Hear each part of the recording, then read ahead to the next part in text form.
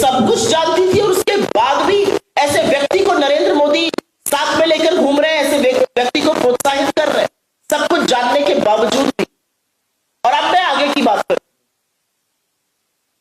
जब यह खबर सामने आई तो बीजेपी के लोगों ने भ्रम फैलाना शुरू किया, झूठ बोलना शुरू किया। As usual they resorted to lies, and one of the big lies was that the driver had shared the details with Congress leadership. Absolute nonsense, absolute lies.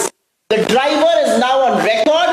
The driver is now on camera to say he has not shared any evidence, any pen drive with any Congress leader. He has only shared all of this with BJP leaders.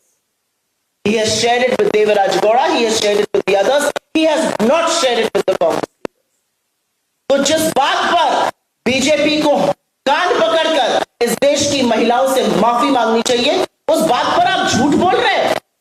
BJP के तमाम नेता, BJP के तमाम निर्लज्ज supporters एक tweet दिखा के बोल रहे हैं कि आपने इसका समर्थन किया था।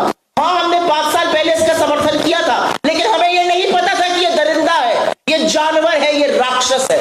आपको तो पता था। जिस दिन नरेंद्र मोदी इसकी पीठ थपथपा रहे थे, वो जानते थे यह राक्षस है।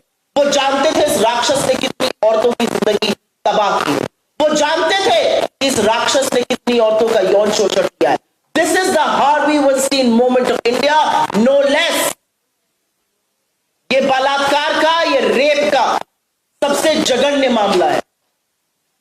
और अब मैं वो सवाल पूछना चाहती हूं जो देश की सारी महिलाएं पूछ रही, जो देश की सारी औरतें पूछ रही, जो आधी आबादी पूछ रही है।